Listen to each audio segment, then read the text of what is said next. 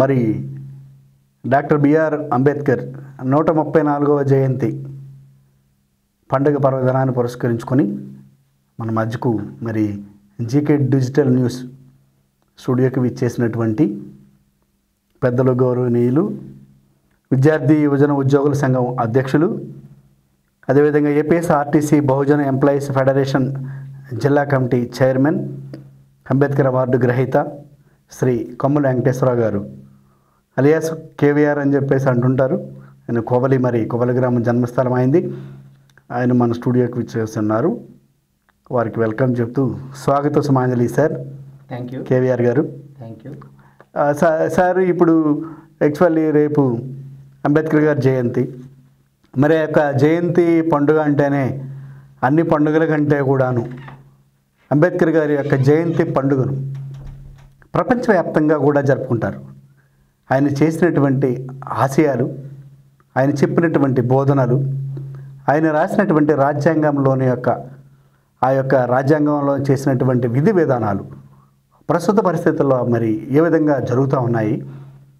మీరు అంబేద్కర్ గారి యొక్క ఆశయాలతో పాటు ప్రజల్లోకి అంబేద్కర్ గారిని ప్రతిసారి గుర్తు చేస్తూ చిన్నతనం ఉన్నటువంటి పిల్లల నుంచి పెద్దవాళ్ళ వరకు కూడా ఎంతో ఆయన కీర్తి ప్రతిష్టలను ఇనుబడింపు చేసినటువంటి వ్యక్తిగా, జిల్లాలో మీకు మరి పేరు ప్రఖ్యాతిలో ఉన్నటువంటి వ్యక్తిగా పలువురు అనేక మంది కూడా కేవీఆర్ గారు చెప్పడం మేము అందరం కూడా ప్రశంసనీయంగా భావిస్తూ ఉన్నాం. మరి అలాంటి అంబేద్కర్ గారి యొక్క ఆశయాలు ప్రస్తుత సమాజంలో మరి ఏ రకంగా ఉన్నాయి? ఆయన చెప్పినట్టు విధానాలు ఏ రకంగా నడుస్తూ ఉన్నాయి? రాజ్యాంగంలో పొందుపరిచినటువంటి విధానాలు నేడు సమాజంలో, నేడు రాజకీయ పరిస్థితుల్లో, నేడు అన్ని రకాలుగా సమర్థవంతంగా జరుగుతున్నాయా లేదా అనేటువంటి అంశాల మీద మీరు తెలియజేస్తారని మేము కోరుతా ఉన్నాం. చెప్పండి సార్. భారతరత్న డాక్టర్ బాబాసాహెబ్ భీమ్రావ్ రామ్జీ అంబేద్కర్ యొక్క 134వ జయంతి సందర్భంగా అందరికీ కూడా జయంతి యొక్క శుభాకాంక్షలు తెలియజేస్తున్నాం. అయితే బాబాసాహెబ్ అంబేద్కర్ ఆయన మాటల్లో ఒకనొక సందర్భంలో, నేను రాసినటువంటి ఈ రాజ్యాంగాన్ని చేతనైతే ముందుకు తీసుకెళ్ళండి, లేకపోతే అక్కడే ఉంచండి, కానీ వెనక్కి మాత్రం తీసుకురావద్దు అని చెప్పాడు ఆ మహనీయుడు. కానీ మాకు తెలిసినంత వరకు రాజ్యాంగం అక్కడే ఉంచకపోగా వెనక్కి వచ్చే పరిస్థితులు ఈనాడు చూస్తున్నాం. కారణం ఏంటంటే దళితుల్లో ఐక్యత రాను రాను తగ్గిపోతుంది. ఏకతత్వమైనటువంటి నాయకత్వం లేదు. వీధికి లీడరు, వర్గానికి లీడరు, ఎవరికి వారి నాయకులు అయిపోయటం వల్ల ఏకత్వమైన నాయకత్వం లేకపోవటం వల్ల కొన్ని అంశాలు ఇబ్బందికర పరిస్థితులు ఉన్నాయి. అది ఒక అంశం. రెండవది, బాబాసాహెబ్ అంబేద్కర్ ఆనాడు పడినటువంటి కష్టాలు చాలా ఉన్నాయి. నేను క్లుప్తంగా చెప్పాలంటే, ఆనాడు బాబాసాహెబ్ అంబేద్కర్ పుట్టకముందు జీవన పరిస్థితులు, దళితుల యొక్క జీవన పరిస్థితుల మీద నేను కొన్ని పాటలు రాశాను. అంబేద్కర్ మీద, దళితుల మీద. వాటిని గుర్తించి ధర్మ ప్రచార ట్రస్ట్ వాళ్ళు అంబేద్కర్ అవార్డుని చిన్నగా సత్కరించారు నన్ను. చిన్న కవితలు కూడా రాస్తూ ఉంటాను. బాబాసాహెబ్ అంబేద్కర్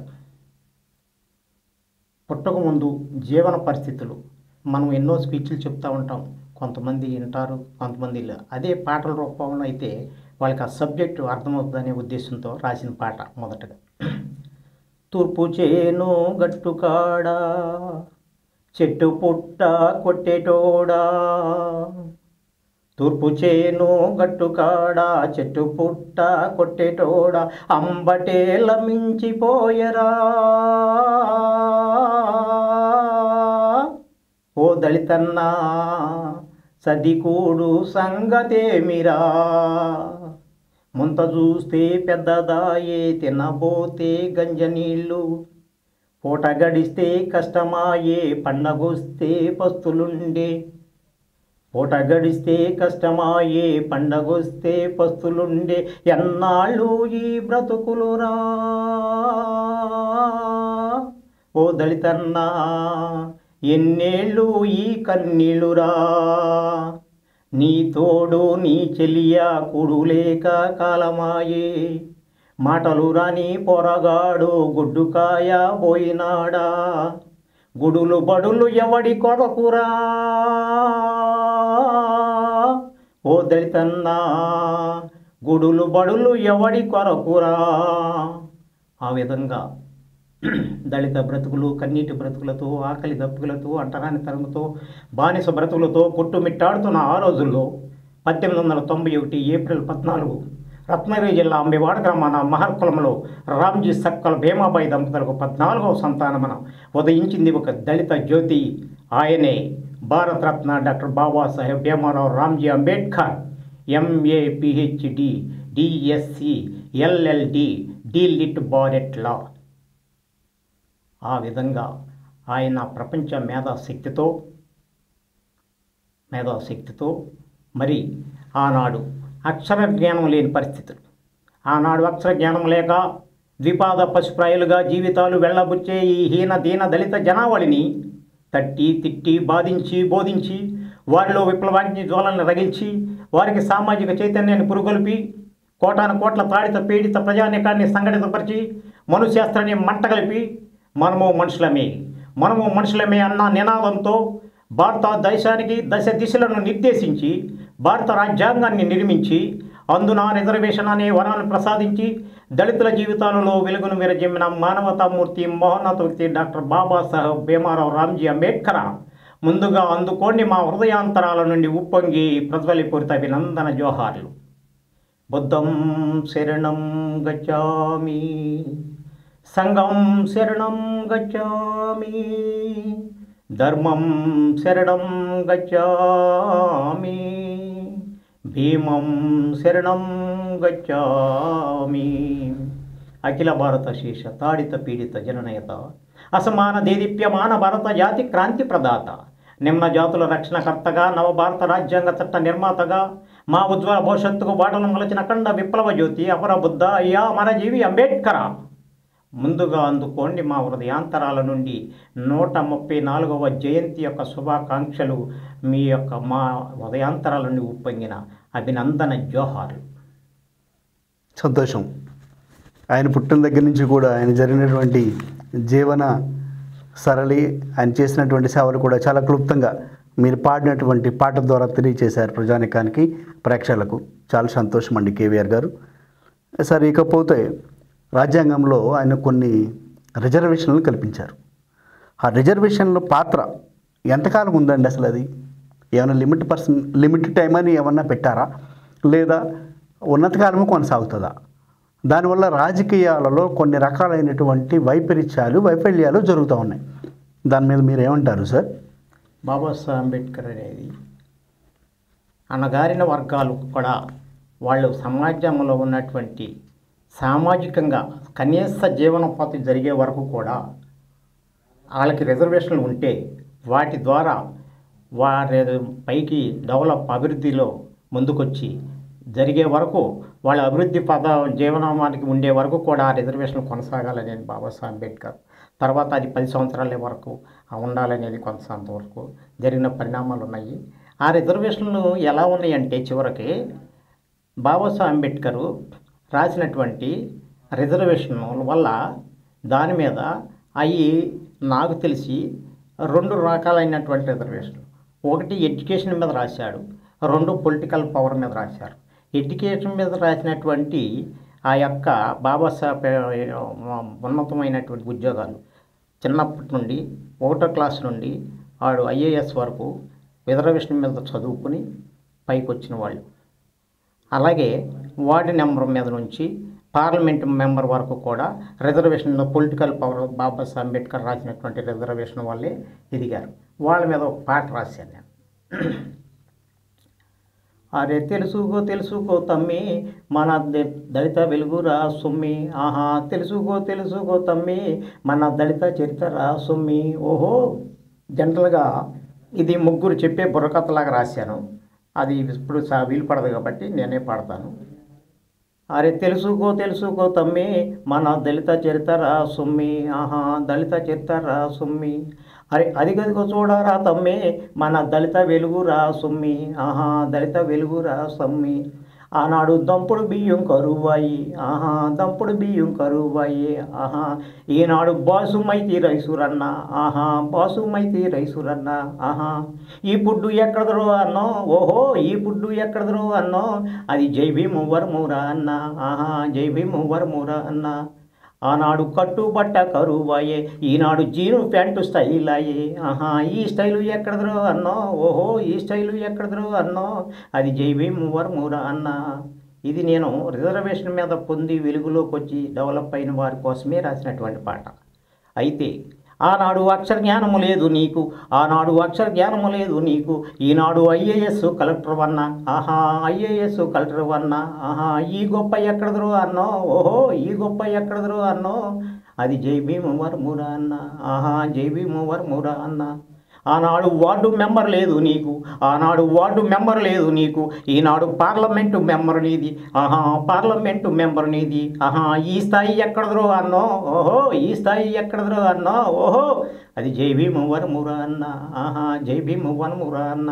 ఆనాడు తాటేకిల్లు తడిచిపోయే, ఆనాడు తాటేకిల్లు తడిచిపోయే, ఈనాడు double bedroom dining hall, double bedroom dining hall, ఈ మేడ ఎక్కడదరో అన్నో, ఓహో ఈ మేడ ఎక్కడదరా అన్నో, ఓహో అది జై భీము వరమురా అన్న, ఆహా జై భీము వరమురా అన్న. అట్లా రాశారు. సంతోషం. ఈ పాట కూడా చాలా బాగుంది సార్. అంటే రిజర్వేషన్ మీద జరుగుతున్నటువంటి వ్యవస్థలో మీరు పాట రూపంలో కూడా చెప్పడం కూడా ప్రజలకు మంచి అర్థమయ్యేటువంటి రీతిలో ఉంది. సో అంటే నేను యాక్చువల్లీ ఈ అంబేద్కర్ గారు చేసినటువంటి రిజర్వేషన్ వల్ల అది న్యాయబద్ధంగా కొనసాగుతూ ఉందా అని అడుగుతా ఉన్నా. దాని మీద మీరేమంటారు? ఇప్పుడు వరకు నాకు తెలిసినంత వరకు న్యాయబద్ధంగానే కొనసాగింది. కానీ ఈ మధ్య బాబాసాహెబ్ అంబేద్కర్ ఏంటంటే మాదిగ వాళ్ళకి మాల వాళ్ళకి ఇద్దరు ఒకే కుటుంబం కాబట్టి వాళ్ళు అన్నదమ్ములు లాంటోళ్ళే అనే ఉద్దేశంతో ఒకటే రాసుకొచ్చారు. అది కొంచెం మన మాదిగ సోదరులు మేము చదువుకోలేకపోతున్నాం కాబట్టి కొంచెం మాకు సపరేట్ రిజర్వేషన్ కావాలని వాళ్ళు ఫైట్ చేయటం జరిగింది ఈ మధ్యకాలం. అది న్యాయమని అనుకున్న వాళ్ళకి న్యాయమే, కొంచెం ఇబ్బందికర వాళ్ళకి ఇబ్బంది ఉండొచ్చే తప్ప. కానీ ఇక్కడ నా పాయింట్ ఏంటంటే బాబాసాహెబ్ అంబేద్కర్ రాసినటువంటి రాజ్యాంగం మాత్రం కదిపారు అనిపిస్తుంది. ఓకే. బాబాసాహెబ్ అంబేద్కర్ ఉద్దేశం ఏంటంటే మాలా మాదిగులు అన్నదమ్ములు, వాళ్ళు అన్నదమ్ము కుటుంబంలో వాళ్ళని విడదీసేశారు. అది బాబాసాహెబ్ అంబేద్కర్ కాన్సెప్టు దెబ్బతిందని నాకు తెలిసినంతవరకు. అది ఉద్దేశంతో నేను అప్పుడు రాజకీయవాదుల మీద ఒక పాట రాశాను. రాజకీయవాదుల మీద అంటే రాజకీయంలోని కదా జరిగింది ఈ పరిణామాలన్నీ. మాల కలెక్టరు, మాల ఎస్పీ, మాల డీడీఓ, మాల ఆర్డీఓ, మాల రాజులని మంట పుట్టిందా, రాజకీయవాదులారా అధికారులని అసూయ పుట్టిందా, మాలల మీద అసూయతోనే మాదిగలనేమో రెచ్చగొట్టారు, మాదిగలకేమో మద్దతునిచ్చి రిజర్వేషనే కట్టబెట్టరు, మాలల మీద అసూయపడే ప్రజాస్వామ్యమేందిరో, రాజకీయవాదులారా దమ్ములుంటే ముందుకొచ్చి నిజం చెప్పండిరా, నిజం చెప్పండిరా. అది అలా ఉంటే మరి ఈ రిజర్వేషన్ మీద అటువంటి పొలిటికల్గా ఎదిగినటువంటి పొలిటికల్గా ఎదిగినటువంటి రాజకీయ నాయకులు ఉన్నారు కదా, అంటే వాళ్ళని రిసైడ్ చేయటం కాదు, వాళ్ళు ఎవరైతే మాట్లాడకుండా ఇలా జరుగుతుంటే మాట్లాడుకోకుండా అలా ఉంటున్నారో వాళ్ళ కోసం రాశా. మాల ఎంపీ, మాల ఎమ్మెల్యే, మాల మేయరు, మాల ఎంపీ, మాల ఎంపీ, మాల ఎమ్మెల్యే, మాల మేయరు, మాల మినిస్టరు, నోరు విప్పలేని మీకు ఆ పదవులు ఎందుకురో, మాలన్నలారా గోడ మీద బల్లిలాగా ఓటమేందీరా, గోడ మీద బల్లిలాగా ఓటమేందీరా, దమ్ములుంటే అసెంబ్లీలో ఎదురు తిరగండిరా, మాలవాడిగా అసెంబ్లీలో మౌనమేలారా, ఓట్ల కోసము మాలనంటారు, వందలమెక్కి మారిపోతారు, సీటులో ఉంటే నువ్వెవరంటావు, బయటకు వస్తే మాలనంటావు, మాల జాతిని మాయ చేయొద్దురో, మాలన్నలారా మాల కీర్తిని మంటగలపొద్దురా, మాలన్నలారా నోరు విప్పి మాల జాతిని మేలుకొల్పండిరా. ఇది నేను ఇప్పుడు రాసింది కాదు, అప్పుడు హైదరాబాద్లో ట్యాంక్ బండ్ దగ్గర కాల్పులు జరిగినప్పుడు రాసినట్టు పాట. ఇప్పుడు నిన్న మొన్న జరిగిన విషయాలు నేను అంటలేదు కానీ అప్పుడు రాశాను అనమాట. మమ్మల్ని విడదీయొద్దు, ఇట్లా కలిసి ఉంటాం. ఓకే, అప్పుడు జరిగింది. సో సార్వత్రిక ఎన్నికలు మొదలుకొని స్థానిక సంస్థల ఎన్నికల వరకు జరిగేటువంటి ఈ యొక్క రాజకీయ రిజర్వేషన్ ప్రక్రియలో కొన్ని అవకతవకలు, అసమానతలు జరుగుతున్నాయనేటువంటి ఆరోపణలు అయితే ప్రజానికంలో ఉన్నాయి. సో దాని మీద మీరు ఏమంటారు సార్? రిజర్వేషన్ మీద జరిగేటటువంటి నాకైతే ఏమీ అవతాకలు ఏమి అనిపించట్లేదు. రిజర్వేషన్ అనేది ఇక బాబాసాహెబ్ అంబేద్కర్ అయితే ఏంటంటే బాబాసాహెబ్ అంబేద్కర్ ఏ కాన్స్టిట్యున్సీలు ఎక్కడెక్కడ రిజర్వేషన్ అనేది జరుగుతున్నాయి. జనాభాని బట్టి ప్రాతిపదికను బట్టి పునర్విభజన, పునర్వ్యవస్థీకరణ, రిజర్వేషన్స్ అవి కామన్గా చేసుకోవచ్చు, చేస్తూ ఉంటారు. ఓకే, ఇప్పుడు రేపు 29th ఎలక్షన్స్ అంటున్నారు. కొన్ని కాన్స్టిట్యున్సీలు పునర్విభజన జరిగే కాన్స్టిట్యున్సీలు ఉంటున్నాయి. దాంట్లో ఇబ్బంది ఏమీ లేదు, తప్పేం కాదు. మిగిలిన వాళ్ళకి కూడా అవకాశాలు వస్తాయి. అంటే బీసీలు ఉన్నటువంటి వ్యక్తి ఎస్సీ సర్టిఫికేట్ క్రియేటివిటీ చేసి ఆయా పదవిని తీసుకున్నటువంటి సందర్భాలు కొన్ని అయితే జరిగినాయని సమాజంలో అనుకుంటున్నారు పలువురు ప్రజానికం అనుకుంటా ఉన్నారు. దాని మీద మీ యొక్క అభిప్రాయం ఏమిటి సార్? మరి బీసీగా ఉన్నవాళ్ళు ఎస్సీగా సర్టిఫికేట్ తీసుకోవటం అనేది కరెక్ట్ కాదు. అవి ఏంటంటే ఎంతవరకు అంటే సర్టిఫికేట్స్ కూడా కొన్ని అలాగేలాగా కొంచెం బోగస్గా నడుస్తూ ఉంటాయి. పట్టుకునే వరకే, పట్టుకున్నప్పుడు ఆ లైఫ్ అంతా స్మాష్ అవుతుంది.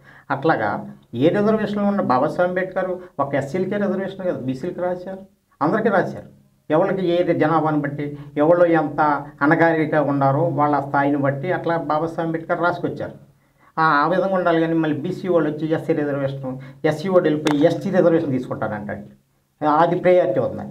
అది కరెక్ట్. అంబేద్కర్ గారు అంటే కేవలం ఏదో ఎస్సీలకి ఎండీలకే కాదు, అందరివాడిగా ఉన్నటువంటి అందరివాడిగా ఉన్నాడు. అందరివాడి కోసం భారతదేశ రాజ్యాంగాన్ని నిర్మాణం చేసింది ఆయనే.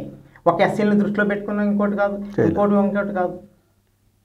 సమాజంలో ఇప్పటికీ ఇంకా అసమానత, వ్యత్యాస భేదాలు జరుగుతూ ఉన్నాయి. ఇంకా ఉన్నాయి. అది మాసు, ఇప్పుడు క్లాస్.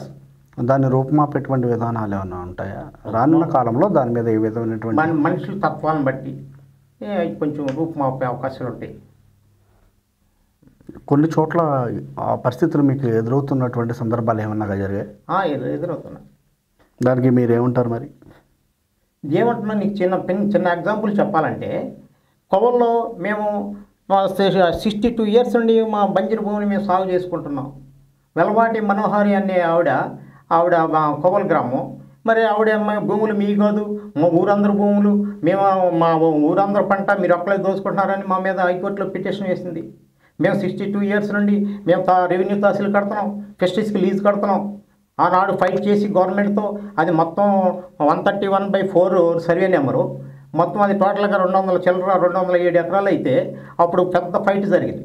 అప్పుడు పెద్దలు అందరూ వచ్చి కూర్చొని మా లోపలికి ఉన్నటువంటి అగ్రవర్ణాలను కూర్చోబెట్టి ఫిషరీస్కి 25 ఎకరాలు, మా అగ్రికల్చర్కి కొంత ల్యాండ్, మిగిలింది 87 ఎకరాలు మాకు ఇచ్చారు 62లో. అప్పుడు దామోదర్ సంజీవయ్య ముఖ్యమంత్రి, మామూలుగా ఎస్పీ రావు గారి ఆధ్వర్యంలో జరిగిన ఫైట్ అది. ఆనాటి నుండి మేము 62 నుండి ఇప్పుడు వరకు కూడా అగ్రికల్చర్కి ఏమో రెవెన్యూ సిస్ కడుతున్నాం, ఫెస్టిస్కి ఏమో డిపో కడుతున్నాం, లీజులు మెయింటైన్ చేసుకుంటున్నాం. ఇవాళ భూములు మీ కాదు, దొంగగా ఇది సంపాదించారు అవి సంపాదించారు అని ఆవిడ వయసు అంతా నా వయసులో సగం వయసు లేదు. ఆవిడకి ఏం తెలియదు. ఎందుకనండి అట్లా? తాతగారు మురళి గారు, రామకృష్ణ గారు వాళ్ళందరూ కూడా ఏనాడు ఈ హరిజనులతో భేదాభిప్రాయాలు కానీ ఇది కానీ ఉండేవారు కాదు, కులాసగా గౌరవంగా ఉండేవాళ్ళు. ఈవిడ వచ్చింది, ఈవిడికి ఏంటయ్యని మరి మీరు ఈ మధ్య వాళ్ళ బంధువులకు కూడా మేము వినిపించాం ఇలా చేస్తుందని. ఆవిడ ఎవరి మాట అయ్యిందో ఇది ఒక మాటే చెప్తున్నారు. వాళ్ళు పిటిషన్ వేసేసింది కోర్టులోనండి, కోర్టులో వేసేసింది. ఆవిడ విధానం ఆవిడ నడుస్తుంది, మా విధానం మా ఉంటుంది. మరి ఆవిడ సోషల్ సర్వీస్ అంటుంది. ఎక్కడ ఇది ఆ సోషల్ సర్వీస్? అక్కడ కరువు పనికి వెళ్ళి ముసలోళ్ళు అయితే వాళ్ళు ముసలోళ్ళు పని చేయకుండా కూలి తీసుకుంటున్నారని వాళ్ళ మీద పెట్టింది. కోర్టులో కొనసాగుతుందండి? కోర్టులో కొనసాగుతుంది. ఎంతవరకు వచ్చిందండి తీర్పు? ఎంతవరకు వచ్చింది? మేము ఇవ్వాల్సిన ఇన్ఫర్మేషన్ అంతా ఇచ్చాం. మా ప్లేటర్ మేము పెట్టుకున్నాం, ఆవిడ ప్లేటర్ని ఆవిడ పెట్టుకుంది. మళ్ళీ ఈ మధ్య ఆ స్టేటస్ కో అని ఇచ్చారు. స్టేటస్ కో అని ఇచ్చినప్పుడు మేమేం చేసాం, మన దాల్వా చుట్టానికి కోర్టు ధిక్కరించినట్టు ఉంటుంది కదా అని మేము ఆగిపోయాం. దానివల్ల మాకు ₹1,00,00,000 లాస్ టోటల్గా ఎస్సీలు లాస్ అయినప్పుడు చేటట్టుగా ఉన్నప్పుడు వాళ్ళు ఎంటర్ అవ్వకూడదు, మేము ఎంటర్ అవ్వకూడదు. మేము ఎంటర్ ₹1,00,00,000 లాస్ అయినా ఎంటర్ అవ్వకుండా ఆగిపోతే నిన్న మొన్న మళ్ళీ దీన్ని సమ్మర్ స్టోరేజ్ చేయాలనే ఉద్దేశంతో మళ్ళీ ఆ తూగులు పూర్తి చేసి ఆ చెరువును ముంచే ప్రయత్నాలు చేస్తున్నారు. మరి అది కోర్టు ధిక్కారమే కదా. ఖండిస్తున్నారా అండి మీరు దాన్ని? మేము ఖండిస్తున్నాం. సంఘటితంగా చేస్తూ ఉన్నారా, వ్యక్తిగతంగా చేస్తూ ఉన్నారా? సంఘటితంగా ఖండిస్తాం. ఖండిస్తాం. మేము కోర్టుకి వెళ్తాం. మేము ₹1,00,00,000 లాస్ అయిపోయినప్పుడు ఇప్పుడు అది సమ్మర్ స్టోరేజ్ చేయటం వల్ల ఎవరికి ఎలాంటి ఇబ్బంది లేదు. డ్రింకింగ్ పర్పస్ మా చెరువుకి ఇంజనీర్లు మా హరిజనుల చెరువుకి ఇంజనీర్లు పెట్టి తోడుతున్నారు. అక్కడ కంబోర్ చెరువుకి అక్కడ మా కుంట్ల చెరువు నుండి 18 గ్రామాలకు వెళ్ళి వాటర్ సప్లై అక్కడ ఉంది. కింద ఆయకట్టుకి ఫిష్ ట్యాంక్స్ అవనండి, అగ్రికల్చర్ అవనండి, ఈ చెరువులో నుంచే రాళ్ళకోడు, వాలకోడు, వాగు ఈ ఛానల్స్తో వెళ్ళిపోతుంది. దీన్ని స్టోరేజ్ చేయటం వల్ల ఎవరికి ఏ ఇబ్బంది అసలు లేదు. స్టోరేజ్ చేయటం వల్ల మమ్మూలికి కేవలం ఎస్సీల్ని లాస్ చేయటం అనే కర్కశం అక్కస్తూనే తప్ప స్టోర్ చేయటం వల్ల ఎవరికి ఉపయోగం లేదు, ఎవరికి నష్టం కూడా లేదా? ఎవరికి నష్టం లేదు. ఇప్పుడు కమ్మూరు మనం మా పొగల్లో ఉన్న గ్రామస్తులను అడిగాం, సార్ మేము దాలో గుడుచుకున్నాం, మీకు ఏమైనా ఇబ్బంది అని గొత్తరాజా గారిని పెద్దలు ఉన్నారు. అందరూ అడిగితే మాకు ఇబ్బంది ఏముందిరా, మాకు వాటర్ వస్తుంది కదా, ఏది కిందకి వెళ్ళిపోయి వస్తుంది. ఫిష్ ట్యాంక్స్ కావాలితే ఛానల్స్ వెళ్ళిపోతున్నాయి, అగ్రికల్చర్ కావాలితే ఛానల్స్ ద్వారా వెళ్ళిపోతున్నాయి. ఈ 3 నెలలు ముంచడం ఉపయోగం ఏంటంటే ఏమీ లేదు. ఆవిడేం చేస్తుంది, జనరల్గా కొల్లేరు ఎక్కడో ఉంటే అసలు కొల్లేరు అక్కడంతా మునిగిపోయి ఉంటే అక్కడ పక్షులు తీసుకొచ్చి ఇంకో చోట ఈ డిజిటల్లో అరేంజ్మెంట్ చేయటం, ఆ పక్షులు అయ్యి అమెరికా పక్షులని ఎక్కడే వాళ్ళు నడిపేర్లో ఇవన్నీ చేస్తాం. దాని మీద మీరు ఏదైనటువంటి నిర్ణయం తీసుకుంటున్నారు? మరి మేము ఏమి నిర్ణయం తీసుకున్నామన్నా అంతా మేము కోర్టు ద్వారా మేము వాళ్ళకి కావాల్సిన ఇన్ఫర్మేషన్ మేము ఇస్తాం, మా ఫైట్ మేము చేస్తాం. ఆవిడ ఏం చేస్తుందో చేస్తుంది. అంటే 62 సంవత్సరాలు అవుతుందంటున్నారు సుమారుగా. మరి 62 సంవత్సరాల కాలం నుంచి లేనటువంటి విషయం ఇప్పుడు ఎందుకు వచ్చిందంటారు? ఎందుకు వచ్చిందంటే ఆ ప్రశ్న ఆవిడని అడగాలి. సమాధానం మీరు చెప్పండి. వాళ్ళ తాతగారు కాడ నుంచి మేము చేసుకుంటూనే ఉన్నాం. వాళ్ళు ఏనాడు కూడా మీరు అది వద్దిద్దన్నారు. అందుకే ఎందుకు వచ్చిందంటే నువ్వన్న దాంట్లో ఒక అవసరం చెప్పాల్సిన అవసరం ఉంది. ఎందుకు వచ్చిందంటే అంతకుముందు మేము సార్వా గుడుచుకునేవాళ్ళం. దాల్వాపలు లేవు అప్పుడు కొన్నాళ్ళు, అసలు దాల్వాలు లేవు. తర్వాత దాల్వాల పంటలు వచ్చేసినాయి. మేము ఏం చేస్తామంటే ఈ 3 నెలలు స్టోరేజ్ చేయటం వల్ల మా భూములన్నీ చెత్త పెరిగిపోయి అది పెరిగిపోయి ఇది ఉపయోగపట్ల సార్వా వచ్చేటప్పుడు పెట్టుబడి ఎక్కువైపోతుంది. ఆ పరిస్థితిలో 2వ పంట ఊడ్చుకుందాం, మనకు కూడా ఆర్థికంగా చాలా ఇబ్బందులు ఉన్నాయి కదని 2వ పంట ఊడ్చే ఉద్దేశంతో మొదలుపెట్టాం. అప్పుడు 2వ పంట వీళ్ళకి ఎక్కడ దన్నా కాడ నుంచి ఆవిడ ఎంటర్ అయ్యి అసలు భూమిలో వెళ్ళి కదన్న మా కాడ నుండి మొదలుపెట్టింది. 2వ పంట ఏంటి ఆర్థిక పరిస్థితిలో 3 నెలలు ఖాళీగా ఉంటుంది, దానివల్ల ఫైనాన్షియల్గా కొంచెం మేము మెరుగవుతాం అనే ఉద్దేశంతో మేము ముందుకెళ్ళాం. దానివల్ల గ్రామస్తుల్లో కానీ ఎవరికి ఎలాంటి ఇబ్బంది లేదు. మేము 3 నెలలు ఊడ్చుకున్నాం, 2 సంవత్సరాలు బయటకు వచ్చేసాం, కొంచెం బెనిఫిట్ అయ్యాం, వచ్చాం. నిజంగా కొన్ని ఆవిడకి వ్యక్తిగతంగా లాసు లేకపోతే వాళ్ళ బ్యాక్గ్రౌండ్ ఉన్న వాళ్ళకి ఏదన్నా లాస్ ఉంటే చెప్పచ్చు, తప్పులేదు. మరి ఏమీ కనిపించట్లా సంబంధిత అధికారులు మా మీద ఈడ్చుతోనే. మరి ఆవిడ సోషల్ సర్వీస్ ఉంటుంది, పార్కులు ఉంటుంది, ఈ పార్కులు ఎక్కడ వాళ్ళ ఏరియా వరకే పార్కులు.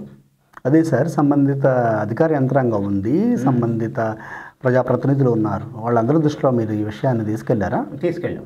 దాని మీద ఏ విధమైనటువంటి సమాధానం చెప్పారు? ఏ విధమైన సమాచారం అంటే మనం ఇదంతా ఆవిడ కోర్టుకి వేసింది కాబట్టి మనం చెప్పుకోవాల్సింది కూడా కోర్టుకే. ఓకే, మధ్యలో వాళ్ళకి చెప్పడం వల్ల ఉపయోగం లేదు. ఓకే, అందుకని కోర్టుకి ప్రొసీడ్ అయిపోతుంది. ప్రస్తుతానికి కోర్టులో నడుస్తుంది. ఇకపోతే రెండో విషయానికి వస్తే, ఇప్పుడు అంబేద్కర్ గారు చెప్పినటువంటి విధానాలలో ఫర్ ఎగ్జాంపుల్ ఒక మండల ప్రెసిడెంట్ ఉన్నారనుకోండి, ఎస్సీ సామాజిక వర్గానికి చెందినటువంటి అమ్మాయి కావచ్చు, అబ్బాయి కావచ్చు, ఎంపీపీ అయ్యారు. కానీ ఆయనకి ఫ్రీడమ్ ఇస్తున్నారా? ఆయనకి అన్ని విధాల ఆ యొక్క సముచిత స్థానాన్ని కల్పిస్తున్నారా? ఆ వ్యత్యాసం జరుగుతుందని చెప్పేసి ప్రజానీకమైతే కనుక దాన్ని అంటున్నారు. దాని మీద మీరేమంటారు? అంటే ఆ పదవికి తగ్గ న్యాయం చేస్తున్నారా అనేదా మీకు? చేయట్లేదని చెప్పేసి అనుకుంటా ఉన్నారు కొంతమంది. చేయట్లా. కనీసం ఈ ఎగ్జాంపుల్ చెప్పుకోవాలి చూస్తే చెక్ పవర్ కూడా లేనటువంటి పరిస్థితి. దాని మీద మీరేమంటారు? ఇప్పుడు బాబాసాహెబ్ అంబేద్కర్ యొక్క రిజర్వేషన్ను అసలు ఎందుకు పెట్టాడంటే వీళ్ళలో పొలిటికల్ పవర్ అనేది ఉంటే ఇప్పుడు అలంకారప్రాయంగా ఉంటున్నారు కొంతమంది. ఇప్పుడు ఉదాహరణకి మీకు తెలిసే ఉంటుంది, చాలా చోట్ల మన సామాజిక వర్గానికి చెందినటువంటి వ్యక్తుల్లో ఉన్నత పదవులు వచ్చిన వాళ్ళు ఉన్నారు, ఆ, చిన్న చిన్న పదవుల్లో ఉన్నటువంటి వాళ్ళు ఉన్నారు. వాళ్ళు అలంకారప్రాయమవుతున్నారు తప్ప సముచిత స్థానం లేదు ఒకటి. రెండోది ఐ మీన్ చెక్ పవర్ కూడా వాళ్ళకి ఏ విధమైనటువంటి హక్కు లేనటువంటి పరిస్థితులు తీసుకొస్తున్నటువంటి దాఖలాలు అయితే మనకు కనబడుతూ ఉన్నాయి.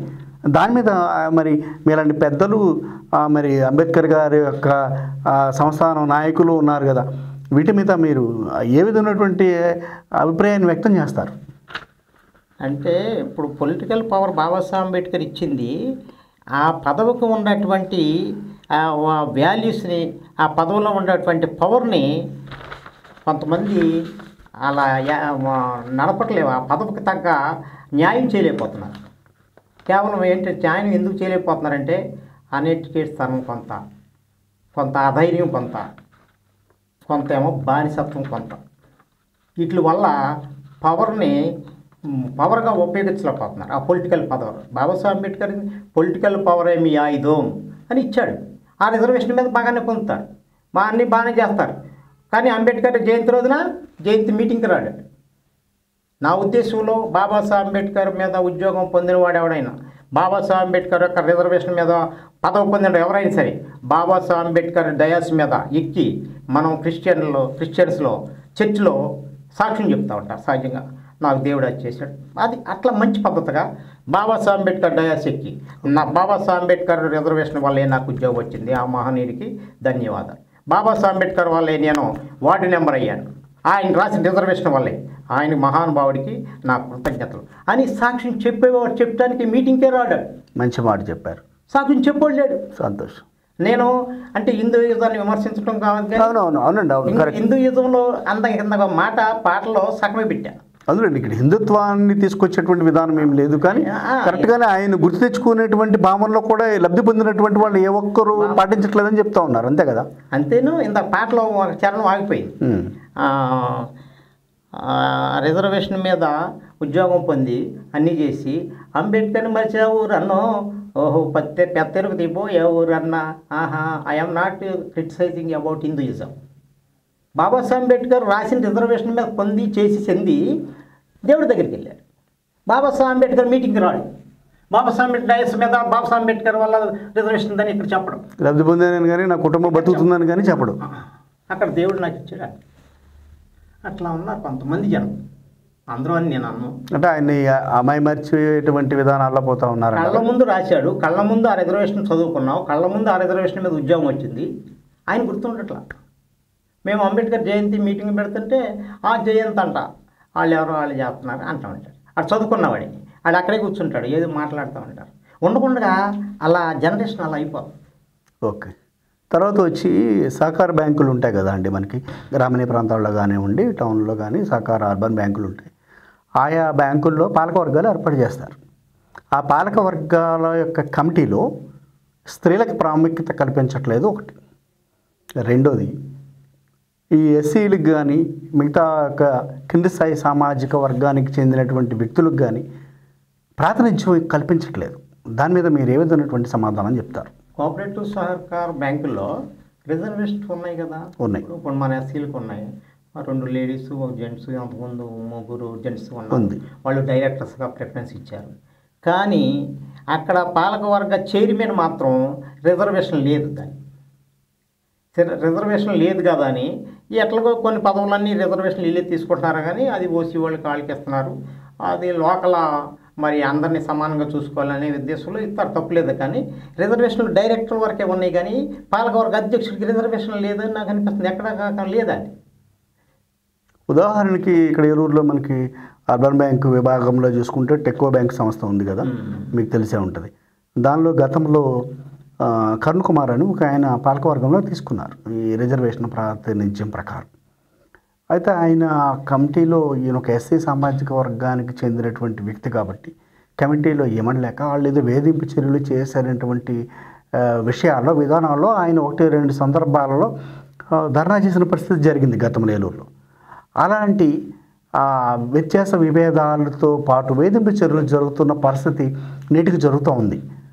ఆ కమిటీలో కావచ్చు, పాలకవర్గంలో కావచ్చు, పంచాయతీ బాడీల్లో కావచ్చు, ఈ మెయిన్ యొక్క సహకార బ్యాంకుల్లో దీని మీద మీరు ఏ విధమైనటువంటి ఈ సమాధానం లోటుపాట్లు జరుగుతున్నాయి, కానీ ఇక్కడ ఆ లోటుపాట్లు జరుగుతున్నాయి, మరి అది మా కరెక్ట్ కాదు అనటానికి యూనిటీ లోపించింది. ఎస్సీలు యూనిటీ లేదు.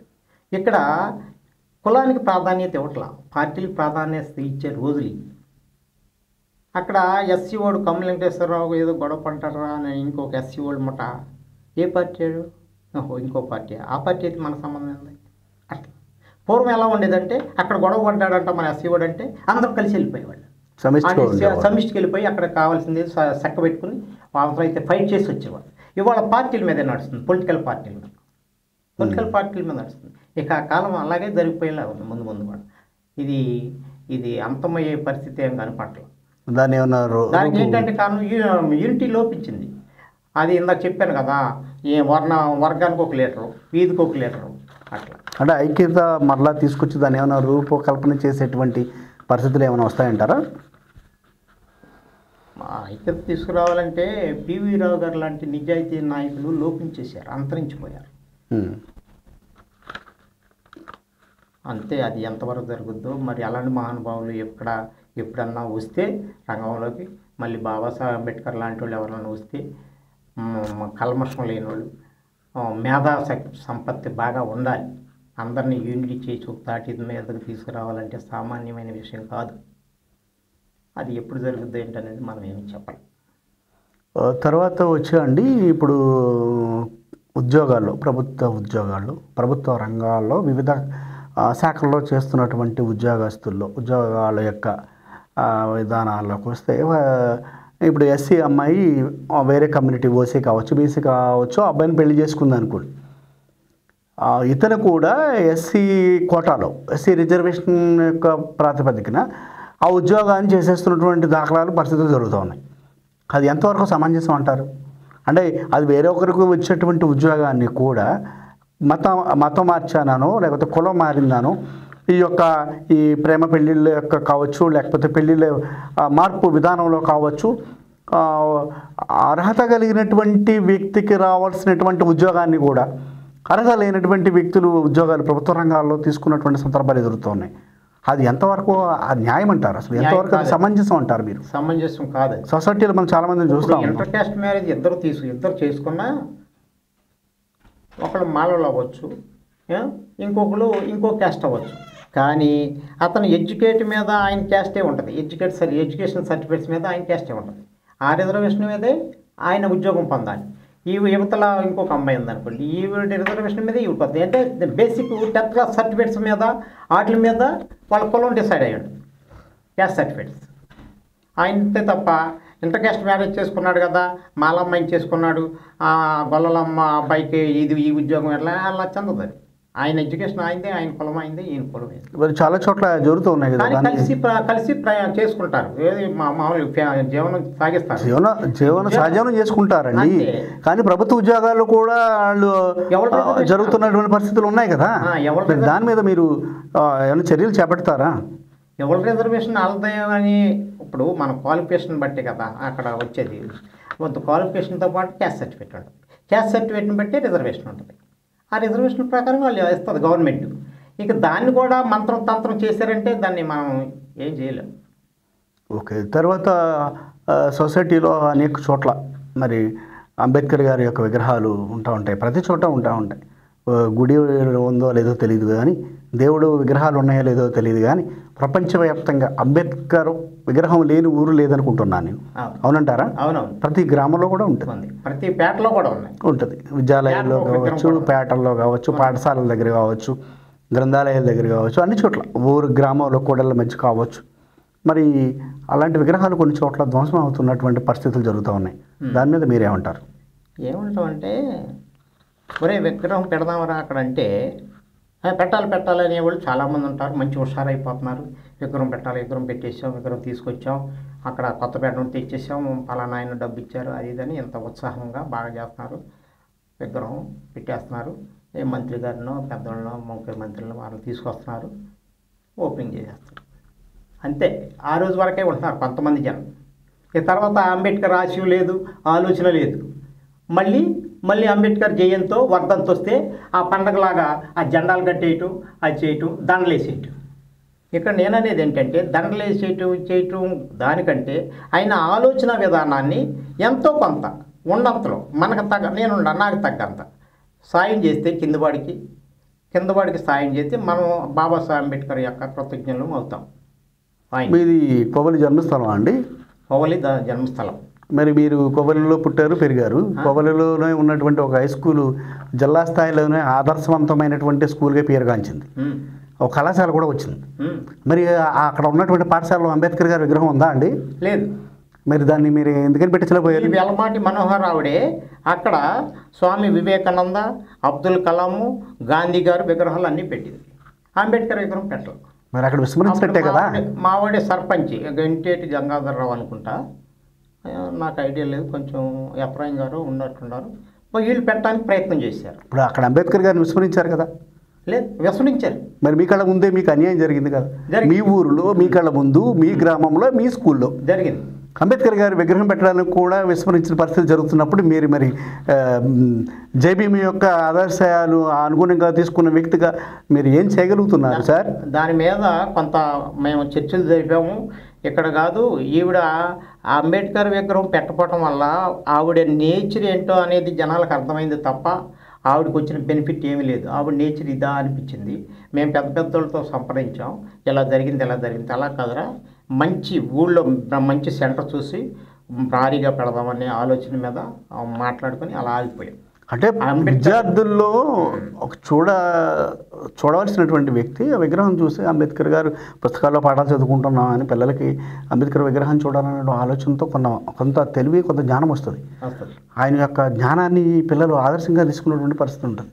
మరి దాన్ని ఆ కాన్సెప్ట్తోనే పూర్వం ఎస్పీరావు గారు ఆధ్వర్యంలో పెదమాలపల్లిలో విగ్రహం పెట్టారు. Who is S P Rao? S P Rao income tax deputy commissioner. Okay. IRS. Okay. S P Rao IRS income tax. ఆయన కూడా మీ ఊరేనండి?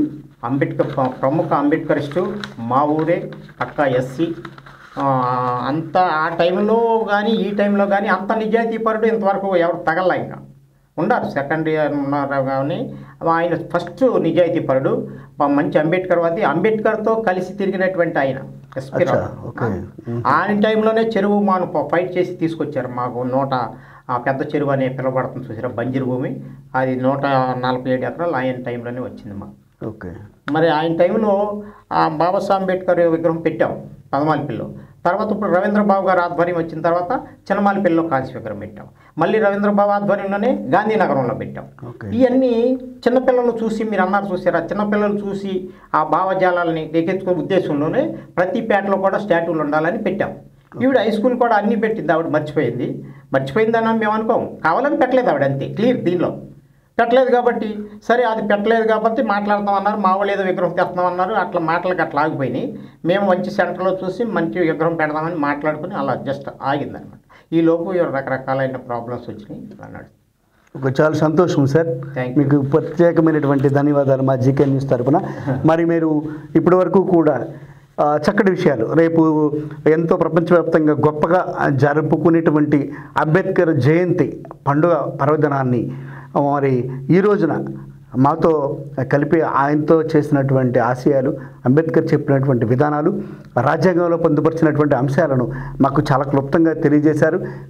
జీకే న్యూస్ ప్రేక్షకులందరూ కూడా అంబేద్కర్ జయంతి ప్రత్యేక శుభాకాంక్షలు తెలియజేస్తూ మరి మా ఆహ్వానాన్ని మన్నించి మా స్టూడియోకి వచ్చి మాతో పాటు మీ విలువైనటువంటి సమయాన్ని కేటాయించి అంబేద్కర్ గారితో పాటు మీరు ఆ యొక్క జేబీఎం ఆశయాలతో పనిచేస్తున్న కేవీఆర్ గారికి, కంబల వెంకటేశ్వర గారికి ప్రత్యేక ధన్యవాదాలు తెలియజేస్తా ఉన్నాం. కెమెరామెన్ ఉదయ్తో GK news, state bureau of the Gopalakrishna. Thank you.